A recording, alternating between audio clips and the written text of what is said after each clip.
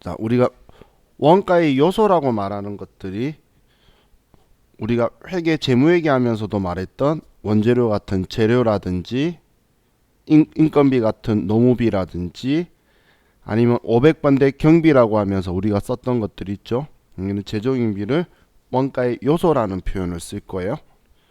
그럼 이 원가의 요소를 가지고 먼저 여러분들 물건 만드는 데 들어간 돈을 분리를 시키는 거예요. 그래야 지금 어디에서 돈이 많이 들어갔는지를 알 수 있겠죠. 그럼 이 돈들을 가지고 지금 제가 이야기한 건 물건 만드는데 얼마 들어갔는지를 다 안다면 이렇게 분리를 시킬 거고, 거꾸로 재료를 샀다, 물건 만드는데 인건비 들어갔다, 그 외에 공장 때문에 들어갔다 분리했다면 이 세 개를 더하면 총 제조 원가가 나올 거라는 거예요. 그럼 그 우리 시험 목적으로는 단기 총 제조 원가라고 1년에 한 번 하는 개념처럼 이야기를 하는데, 근데 여러분이 나중에 회사 가서 제조업에 가실 수도 있겠죠. 그럼 물건 만드는 회사가 물건 만드는 원가 통제를 1년에 한 번 한다라는 건 여러분이 생각해도 뭔가 잘못된 거죠. 그래서 거의 당월 총 제조 원가를 쓸 거예요. 월별로 최소한. 당주 하는 곳은 힘들어서 못 다니고 당월 정도는 일반적으로 한다고 보시면 돼요. 근데 우리 시험 때문에 단기니까 얘는 기간적 의미다라고 보시면 돼요. 그래서 간혹 다른 거 뭔가 물어보려고 당월이라고 표현할 때도 같은 개념처럼 월별로 잘랐구나 이렇게 생각하시면 돼요. 자, 그럼 이렇게 가지고 원가 통제를 할 수는 있는데, 우리가 여러 개의 물건을 만들고 있다면 우리는 이것만 가지고 물건 한 개당의 가격을 산정하기에 부족하기 때문에 우리가 원가 통제를 원활하게 하기 위해서 또 다른 여러 가지 방법으로 분류를 나눈다는 거예요. 그럼 첫 번째가 우리 추적 가능성에 따른 분류인데, 추적 가능성에 따른 분류라는 건 우리가 사온 이 재료든 인건비든 경비든 어디에 사용했는지를 명확하게 걔만 사용했다, 얼마 썼다라고 알 수 있다면 그걸 우리는 추적 가능하다라고 하고 직접 원가라고 부를 거예요. 그런데 우리가 물건 만드는데 들어간 돈은 맞는데 공통으로 사용했기 때문에 어느 물건에 들어갔는지 모르겠다, 이런 것들을 우리는 추적이 불가능하다라고 표현하고 그걸 우리는 간접 원가라고 표현을 할 거예요. 그럼 우리는 물건 만드는데 들어간 그 경비들 중에서 추적이 가능한 직접 재료비와 직접 노무비와 직접 경비들은 우리는 직접 원가라고 표현을 하는데, 자, 아래서처럼 직접 경비는 일반적으로 잘 발생을 하지 않아요. 그렇기 때문에 직접 경비는 유령 취급을 하긴 하지만 지금 여기에서 이 6개를 더한 거나 이 3개를 더한 거나 같은 값인 거죠.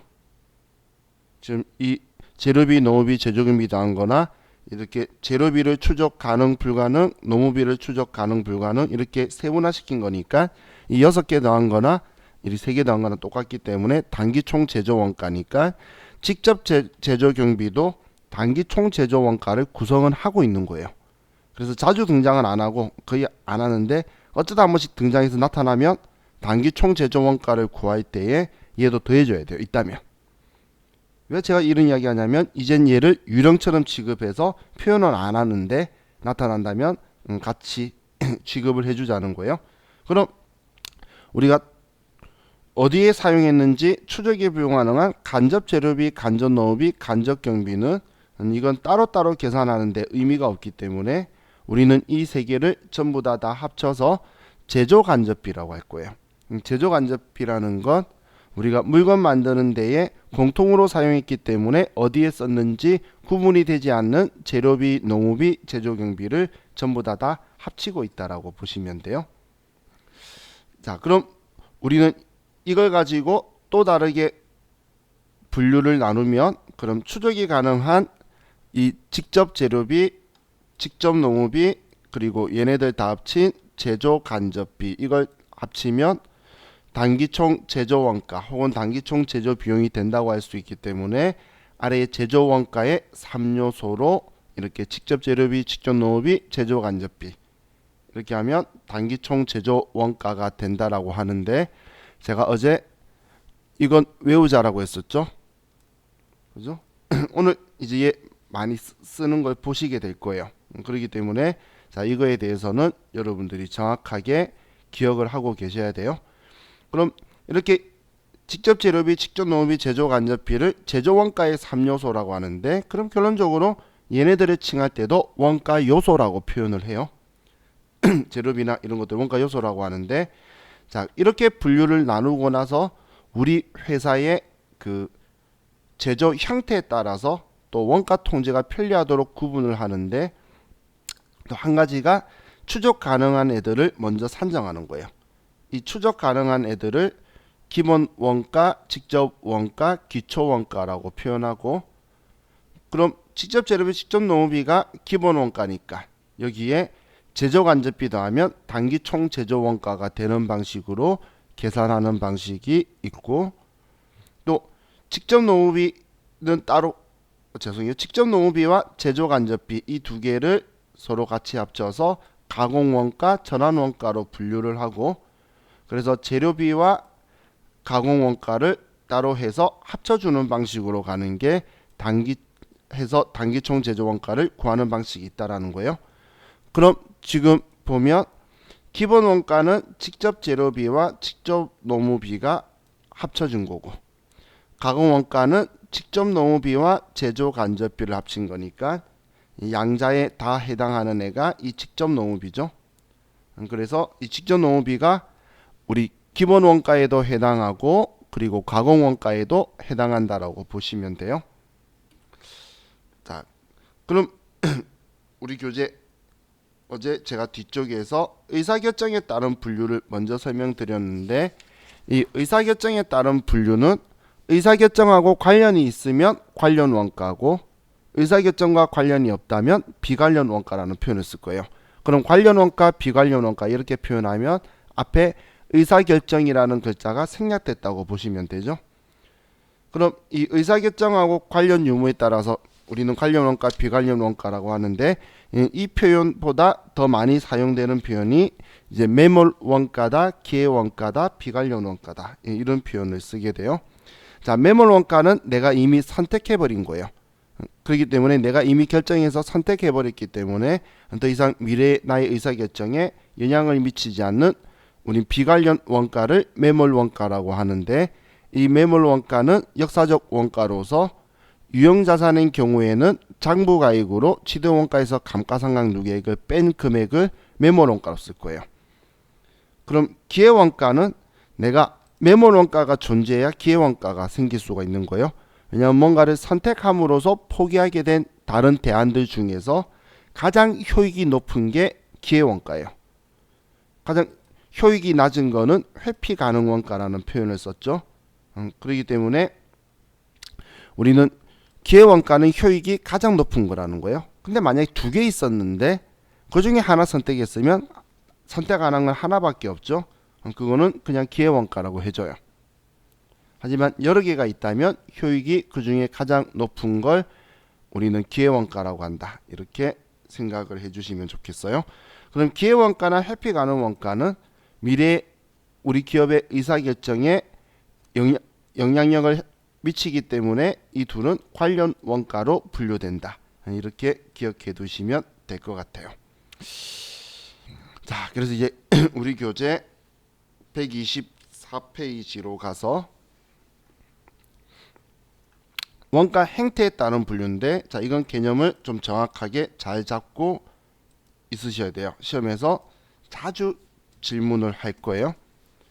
자, 그럼 원가 행태에 따른 분류가 있는데, 자, 어떤 원가 요소는 어떠한 원가 행태를 띠고 있다, 이런 식으로 이제 생각을 해야 돼요. 그럼 이 원가 행태에 따른 분류는 먼저 변동 원가 혹은 변동 비원가 행태를 보게 되면, 자, 이 변동 원가, 변동 비원가 행태는 주로 그리는 게 재료비 같은 경우에요. 재료비. 자, 그럼 지금 제가 그 그래프를 여기에서 똑바로 그릴 수가 없기 때문에 제가 지금 이걸로 그래프는 그릴 건데, 그림은 지워질 거예요. 그래서 근데 그래프도 여러분들이 보실 줄 알아야 되니까 보시고 기록해 두시고 좀 정확하게 그 잘 인지를 하시면 좋겠어요. 자, 먼저 자, 재료비에 대해서 지금 보는 재료비를 변동원가에 대해서 보는 거예요. 자, 잠시만요. 여기 전에 자, 그럼 제가 예를 들어서 제가 세상에서 제일 좋아하는 게 짜장면이에요. 그러면 짜장면 한 그릇에 밀가루가 200원치 들어간다고 볼게요. 짜장면 한 그릇에 밀가루가 200원치 들어갈 때에 자, 우리가 자, 이걸 가지고 증감되는 걸 보게 되면 자, 아래쪽을 우리가 X축이라고 하고 우리 세로 열을 Y축이라고 하죠. 자, 그럼 지금 혹시 우리 반에 수학과 나오신 분 있으신가요? 없으시죠? 수학과 나온 사람은 회계 못해요. 그래서 잘 안 해요. 그럼 자, 그걸 물어본 이유가 수학은 Y축의 변화로 X축의 값을 보는데 그런데 수학을 제외한 경제학이나 여러분들이 시사 TV에서 보는 통계학이나 전부 다 X축의 변화를 가지고 Y축의 결과값을 보는 거예요. 내가 원하는 값을 Y축에 두고 변화를 주고 싶은 걸 X축에 둔다는 거예요. 그럼 우리는 X축에 두는 것들을 조업도를 둘 거예요. 조업도라는 건 내가 뭔가를 짜장면으로 치면 짜장면을 많이 만든다면 작게 만든다면 주방장이 일하는 시간이 많다면 작다면 이런 걸 이제 조업도로 그럼 많이 했을 때 작게 했을 때 많이 만들었을 때 작게 만들었을 때 값을 보고 싶은 걸 Y축에 두는 거예요. 그래서 그래프의 주인공은 Y축이에요. 그럼 이 Y축에 우리가 총원가를 둔다고 보면 총 얼마가 들어가느냐 그 이야기예요. 자, 그럼 우리 회사가 우리 중국집에서 짜장면을 이제 만드는데 자, 짜장면 100그릇을 만들었어요. 그럼 짜장면 100그릇을 만들었다면 밀가루는 총 얼마치 썼죠? 밀가루가 짜장면 한 그릇에 200원 들어간다면 100그릇 만들었어요. 그럼 밀가루가 총 얼마치 들어가죠? 2만원치 들어가게 되겠죠. 그러면 자, 얘가 2만원치 들어가겠네요. 자, 그럼 짜장면을 우리가 200그릇을 만들면 200그릇 만들면 짜장면은 총 4만원치가 들어가게 되겠죠. 그죠? 산수 어려운 거 아니죠? 그럼 또 짜장면 우리가 300그릇 만든다면 또 짜장면을 400그릇 만든다면 그렇다면 우리는 총 원가는 6만원 그리고 8만원 이런 식으로 금액이 올라가게 될 건데 만나는 점을 이렇게 연결을 하면 우리는 얘가 이런 형태의 그래프를 그리게 되겠죠. 우리는 이걸 비례곡선이다 라고 표현하는데 이 말은 이 재료비 같은 경우는 많이 만들면 많이 들어가고 작게 만들면 작게 들어가기 때문에 변동비 원가 행태를 그린다고 표현하는 거예요. 전체 우리가 짜장면 많이 팔면 밀가루 많이 사와야 된다 그 이야기예요. 작게 팔면 밀가루 작게 사오면 되고 그런데 자 이런 표현이 또 있어요. 자 X축이 있고 Y축이 있는데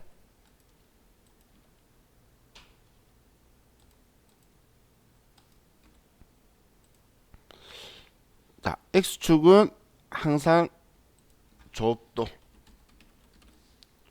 그럼 Y축에는 우리가 단위당 원가를 둘게요. 단위당 원가. 자, 단위당 원가라는 건 우리가 기준으로 잡은 최소 1단위에 얼마씩 들어가냐 그 이야기예요. 최소 1단위에 얼마씩 들어가냐 그런 이야기예요. 자, 그럼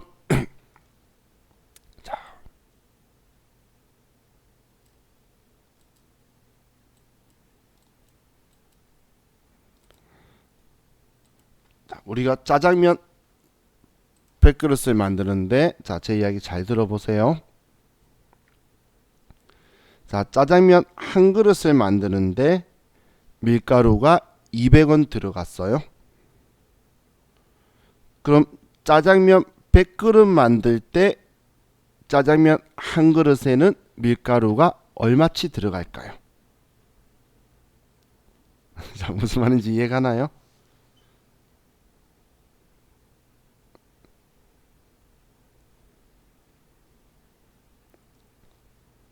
이정씨 이해갔어요? 무슨 말인지? 응? 자, 다시 잘 들어봐요. 이게 단위당 원가의 개념이에요.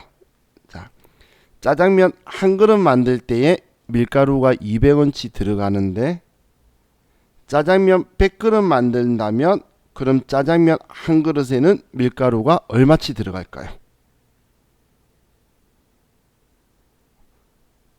200원이겠죠? 이해가시나요? 이게 단위당 원가의 개념인 거예요. 내가 100그릇 만들었다고 했을 때도 100개라고 했으면 최소 단위 그럼 1에는 얼마만큼 들어가냐가 단위당 원가인 거예요. 그럼 한 그릇에 200원인데 100그릇 만들어도 한 그릇에는 당연히 200원이 들어가게 되겠죠. 그죠? 그럼 내가 짜장면을 200그릇을 만들었어요. 그럼 짜장면 한 그릇에는 밀가루가 얼마치 들어가죠? 200원씩 들어가겠죠. 또 짜장면 300그릇을 만들어도 밀가루는 한 그릇에 밀가루는 200원 들어갈 거고 400그릇 만들어도 짜장면 한 그릇에 밀가루는 200원치 들어가겠죠. 그럼 얘는 서로 만나는 선을 연결하면 이런 그래프를 그리게 되겠죠. 그죠? 자, 여러분은 지금 이 그래프를 자, 변동비 원가 행태의 총원가 그래프는 비례 그래프고 이렇게 변동비의 단위당 원가 그래프는 일정하게 나온다는 이 그래프도를 여러분들이 또 인지를 하셔야 돼요.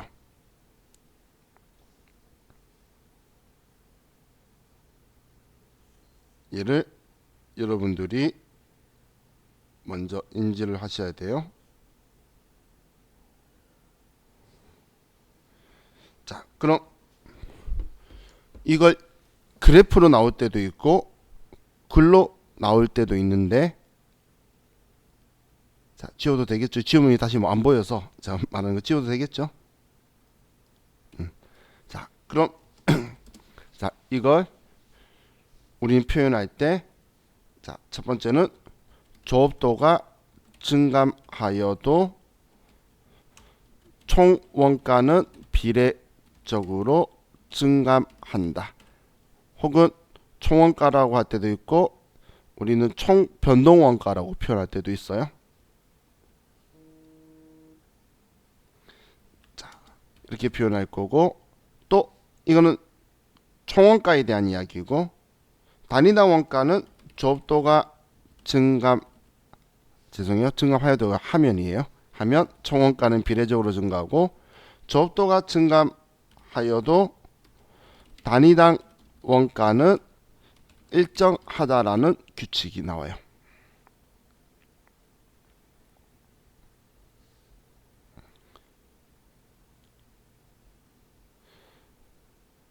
근데 변동원가다라고 하면 이렇게 표현 나는데 한 줄마다 서로 다른 표현을 넣으면 총 변동원가, 단위당 변동원가 이런 식으로 얘에 대한 그래프의 내용이다라고 사이에 수식어를 집어넣을 때가 있어요.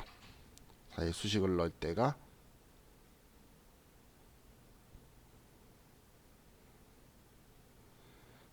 자,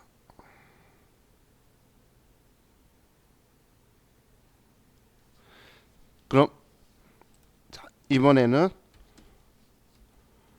고정 원가, 변동 원가만 있으면 딱 좋은데 고정 원가, 고정비 원가 형태를 그리는 게 있어요. 자, 얘는 일반적으로 임차료라든지 월세 혹은 감가상각비라든지 이런 기간 비용 등을 주로 예를 들어요.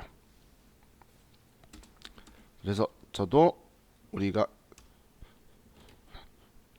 중국집 월세가 60만 원이다라고 볼게요.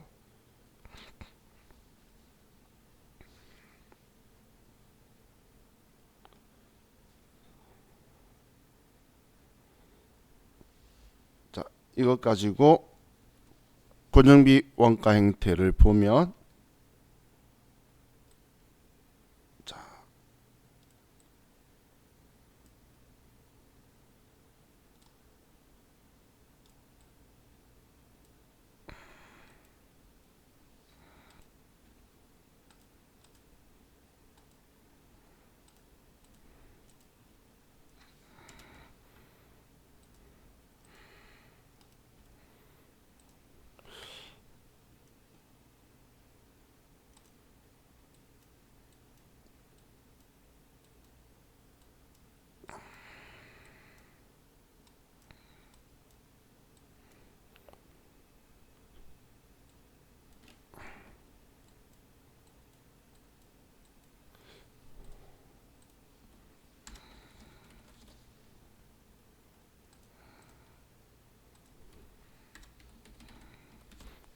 이제 이거 가지고 볼게요.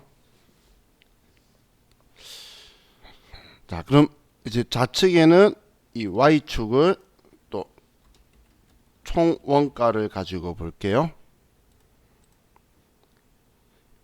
자, 지금 예를 드는 거는 고정비 원가 형태인데, 자, 중국집 월세를 가지고 볼게요. 자, 우리 중국집이 짜장면을 100그릇을 만들었어요. 그럼 한 달 월세는 얼마 나올까요? 그죠? 60만 원 나오겠죠? 그죠?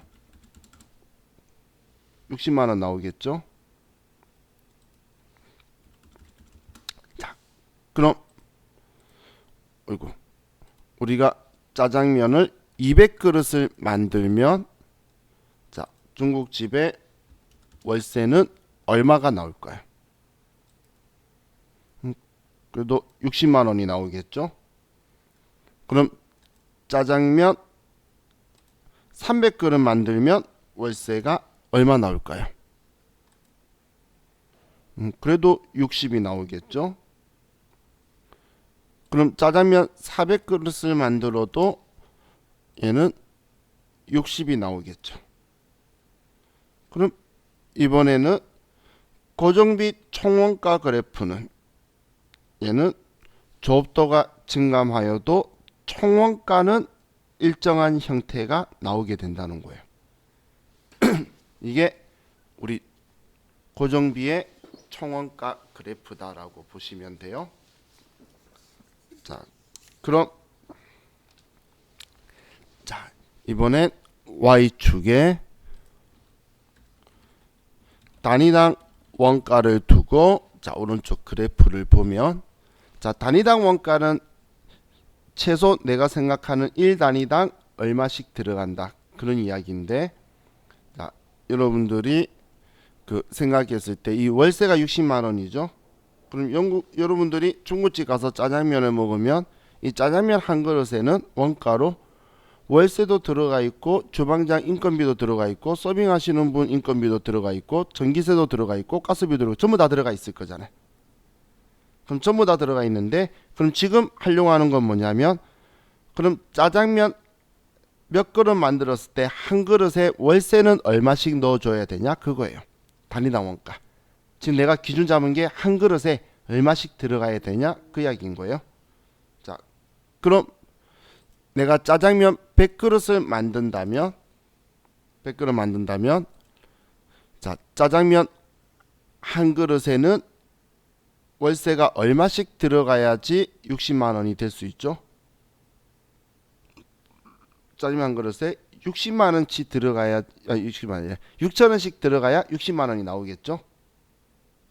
그러면 짜장면 100그릇을 만들게 되면 한 그릇에는 6천 원의 월세가 들어가야 된다는 거예요. 그래야 월세 60만 원이 100그릇 만들었을 때 나오게 되겠죠.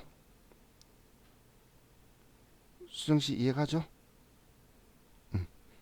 자, 그럼 이제 200그릇을 만들어요.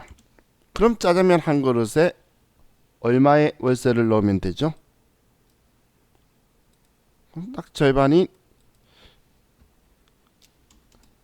3,000원만 넣으면 되겠죠. 그럼 200그릇 만들면 60만 원 월세가 나올 거잖아. 그죠? 얘는 만날 위치가 여기. 자, 그럼 300그릇을 만들면 우리는 월세를 한 그릇에 2,000원씩 넣어주면 우리는 60만 원이 만들어지겠죠. 그죠? 자, 그럼 400그릇 만들면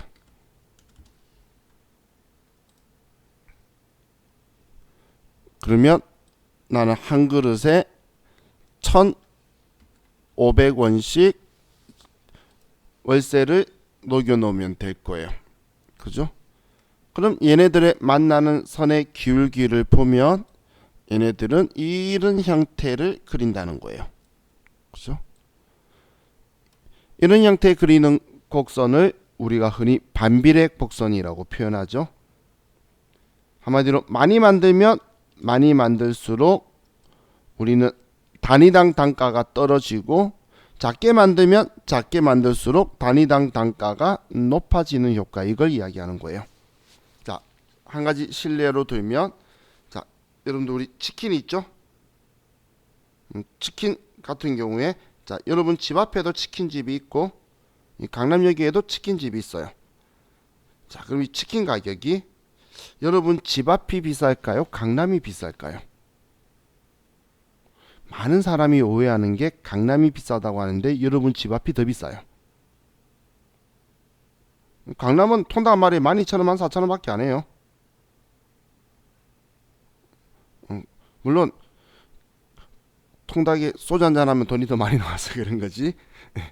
산도 맥주 먹던데 저는 맥주를 안 마시기 때문에. 근데 자, 왜 그런 일이 일어나냐면, 자, 여러분 집 앞에 있는 곳에 그 치킨집에 월세가 예를 들어서 100만 원이라고 볼게요.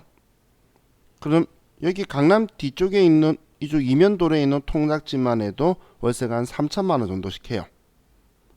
그러면 월세가 30배죠. 그죠? 그런데 여러분 집 앞에서 통닭을 예를 들어서 하루에 100마리 팔았죠. 그러면 강남에 여기에 있는 곳은 하루에 몇 마리를 팔까요?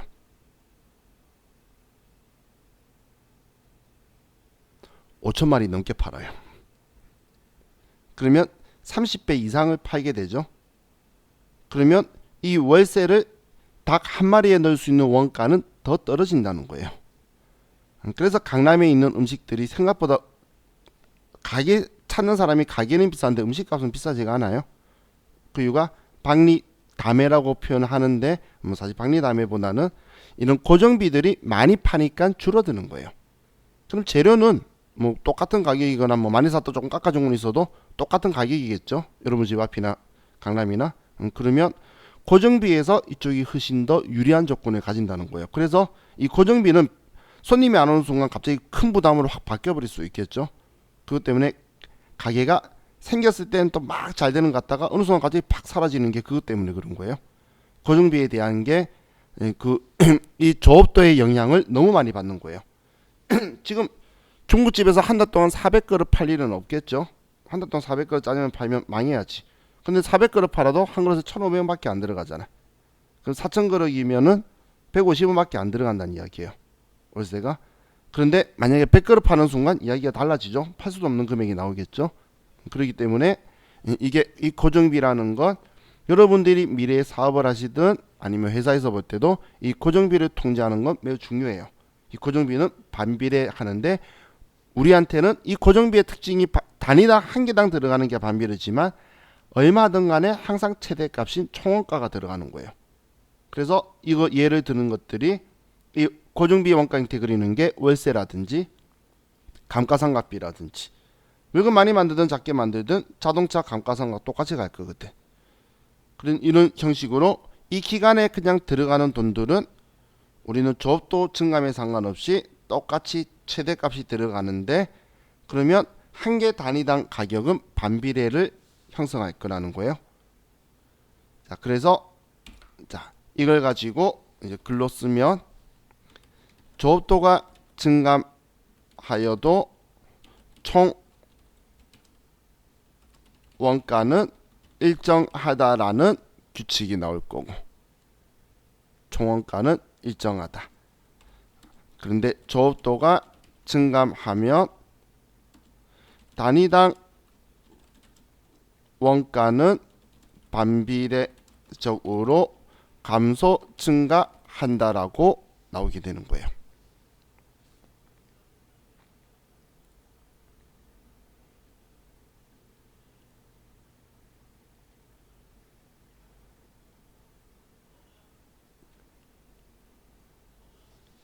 그럼 그래프를 가지고 봤을 때, 자, 여러분들이 이런 그래프를 봤어요. 이렇게 생긴 그래프를 봤을 때 여러분들은 주의해야 될 게 여기 Y축이 주인공이라 그랬죠. Y축에 총원가가 적혀 있다면 고정비 총원가 그래프, 고정비 원가 형태 그래프가 되는 거고 여기에 단위당 원가가 적혀 있으면 변동비의 단위당 원가 그래프가 되는 거예요. 지금 그래프 그림 형태가 일정하게 나가는 게 여러분 그려놓은 거 보시면 변동비의 단위당 원가 그래프와 고정비의 총원가 그래프의 형태가 똑같은 것처럼 보이죠. 일정하게 가기 때문에. 그렇기 때문에 Y축에 뭐가 있냐에 따라서 총원가가 있으면 고정비, 단위당 원가가 있으면 변동비가 될 거예요. 그래서 이걸 여러분들이 먼저 구분을 정확하게 Y축을 가지고 보는 거예요. X축은 그냥 불변이에요. 계속 조업도구예요. 그럼 이렇게 우리 두 가지만 있으면 좋은데 자, 이 원가 형태에서 혼합 원가의 형태들이 있어요. 자, 혼합 원가 형태가 이제 준 변동 원가가 있는데 혹은 준 변동비라고도 해요. 자, 준 변동비는 자, 일단 혼합 원가 형태들은 총원가 그래프만 보일 건데 자, 준 변동비는 그래프가 이런 형태예요. 자, Y축만 쓸게요. 자, Y축이 총원가이면 자, 너무 성의가 없나요? X축, Y축 여기는 조업도는 똑같으니까 우리 Y축이 이제 뭔지 총원가를 뒀을 때 자, 그때 자, 우리 총원가 그래프가 우리 변동비는 이렇게 생긴 게 총원가 그래프고 고정비는 이렇게 생긴 게 총원가 그래프죠. 그죠? 그런데 얘는 조업도가 0이라고 하더라도 비용이 생겼는데 조업도가 증가할수록 쓰면 쓸수록 얘가 증가하는 방식 이런 걸 우리는 준변동 원가예요. 이 두 개가 합쳐진 거예요. 그럼 여러분들은 자, 여기에 있는 이 부분을 뭐라고 생각하시면 되냐면 얘를 기본 요금이라고 생각하시면 돼요. 내가 쓰든 안 쓰든 기본 요금이 있고 그리고 많이 쓰면 점점 더 많이 내야 되는 것 있죠. 이런 형태를 준변동 원가 행태를 그린다고 하는 거예요. 얘를 기본 요금이라고 생각하시면 돼요. 조업도가 0인데도 요금이 총원가가 생기고, 자, 대표적인 게 전기요금. 쓰든 안 쓰든 기본 요금이 있죠. 전기요금은. 그리고 전기는 쓰면 쓸수록 요금이 증가하잖아. 혹은 우리 전화요금. 기본 요금이 있고 많이 쓰면 많이 들어가고, 혹은 데이터나 전화도 무제한도 있지만 정액이 어느 기간까지 정액이었다가 그럼 많이 쓰는 작게 쓰는 돈 나오는 거잖아. 그랬다가 넘어가면 증가하는 방식. 이런 게 준변동 원가예요. 자, 여기서 여러분들이 주의할 그래프가 이거. 자, 이거 아니에요. 아이고.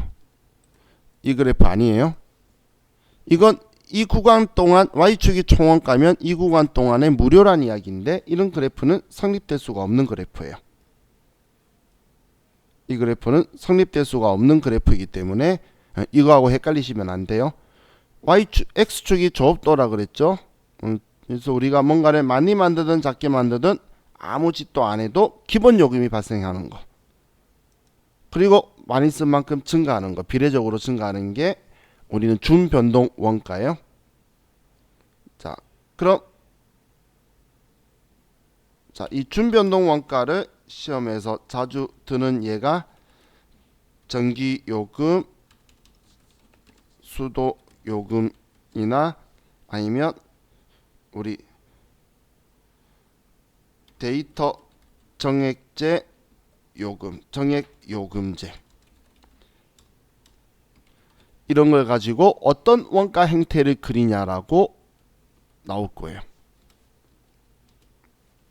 또 준고정 원가 행태를 그리는 게 있는데, 자, 준고정 원가는 주로 예를 드는 게 생산량이 한정된 기계, 장치, 임차료, 이런 것들을 좀 주로 예를 많이 들어요.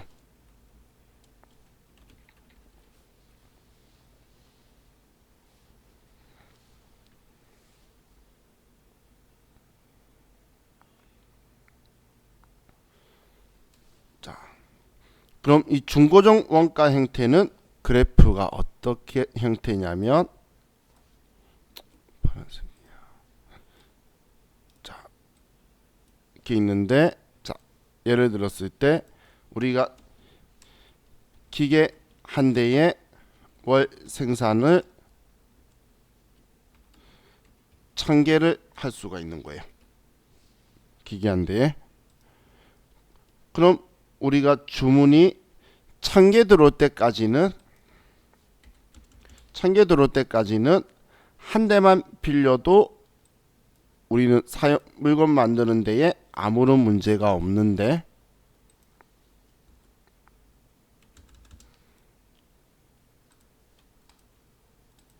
자, 그런데 우리가 한 달에 1000개밖에 못 만드는 기계인데 주문이 1001개나 1001개 이상이 들어오면 우리도 기계를 하나 더 마련해야 되겠죠. 그러면 우리는 1000개까지는 일정하다가 이 구간을 넘어서게 되면 우리는 2000개까지는, 1000개를 넘어가게 되면 우리는 또 기계가 하나 더 필요해서 얘가 이렇게 될 거라는 거예요. 고정비라고 하면 그냥 끝까지 이렇게 가야 되는 건데, 얘는 어느 구간을 넘어가니까 얘가 증가한다는 거예요. 그런데 얘가 2개 있었는데 주문이 2000개 넘게 들어온 거야. 그러면 우리는 2000개가 넘는 지점부터는 또 우리는 3개가 필요하게 되겠죠. 그죠? 이런 식의 그래프를 그리는 게 우리는 준고정 원가 행태의 그래프다라고 보시면 돼요.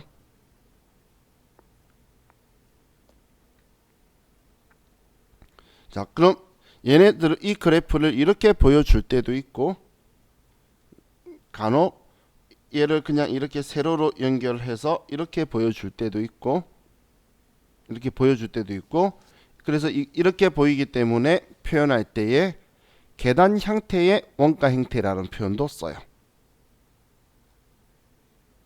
계단 형태의 원가 형태라는 게 이렇게 생겼기 때문에, 그러면은 일정 구간까지는, 조업도의 일정 구간까지는 총원가가 일정하다가 그 구간을 넘어가면 증가하는 방식. 얘도 Y축은 총원가예요.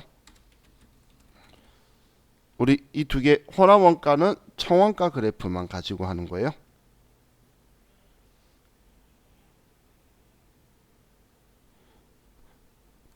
자, 그래서 자, 지금 있는 이 준변동 원가, 준고정 원가를 혼합 원가, 믹스드 코스트라고 해서 표현할 거예요. 얘들이 혼합 원가다라고 표현을 해요. 자, 이거에 대한 문제는 다음 페이지에, 다음 시간에 잡을 건데, 자, 126페이지를 좀 갈게요.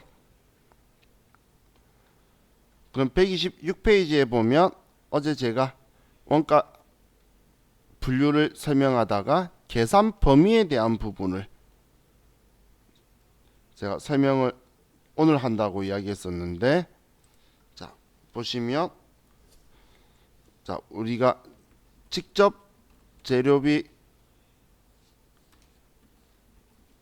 더하기 직접 노무비 더하기 제조 간접비는 단기 총 제조 원가가 된다, 이렇게 했었었죠. 자, 그런데 직접 재료비 더하기 직접 노무비 더하기, 자, 여기에서 이 방식은 여기에서 제조 간접비를 둘로 나누는 거예요. 변동비 원가 형태를 그리는 변동 제조 간접비와 고정 제조 간접비로 둘로 나눠서 얘를 구분을 해서 여기에 고정 변동 제조 간접비만 해서 단기 총 제조 원가를 구하고, 이렇게 하면서 고정 제조 간접비는 기간 비용으로 처리해 버리는 방식이 있어요. 자, 이렇게 두 가지의 방식이 있는데, 이렇게 두 가지의 방식. 자, 우리가 기존에 처음 저하고 같이 어제도 말했고 오늘 외워라고 했죠라고 말했던 이 방식으로 계산하는 건, 이 제조 간접비는 고정 제조 간접비와 변동 제조 간접비가 합쳐져 있는 거죠. 구분 안 하고 그냥 합쳐져 있는 거예요. 이 제조 간접비를 방금 공부했던 원가 행태에 따라서 또 둘로 세 분류로 또 나눈 거예요. 추적 안 되는 애를 또 원가 행태. 왜냐면 우리 어쨌든 밀가루 반죽, 그건 호두 과자든 땅콩 과자든 많이 만들면 많이 들어가고 작게 만들면 작게 들어갈 거잖아요. 그는 변동 제조 간접비 거고, 그런데 공장 월세, 그거는 많이 만들든 작게 만들든 똑같이 나가는 거잖아요. 근데 여러 제품 공통으로 들어가니까 그건 고정 제조 간접비 거라는 거예요. 그럼 얘네들을 분리를 나누는 거예요. 근데 여기에는 제조 간접비에는 여기는 고정과 변동과 고정이 같이 합쳐져 있겠죠. 이렇게 합쳐져서 계산하는 걸 전부 원가 계산이라고 하고, 이 아래처럼 변동 제조 간접비만 가지고 계산하고 고정 제조 간접비는 따로 기간 비용으로 처리하는 걸 변동 원가 계산이라고 하는 거예요. 그럼 전부 원가 계산과 변동 원가 계산의 차이는 고정 제조 간접비를 포함시켰냐 아니면 따로 빼서 기간 비용으로 처리하느냐, 이거에 따라서 차이가 난다고 보시면 되겠죠.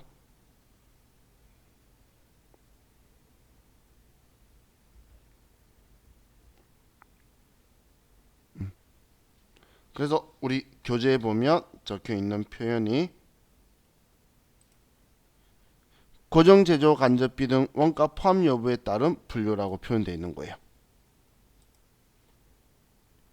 그렇죠? 자, 그래서 이렇게 원가 분류를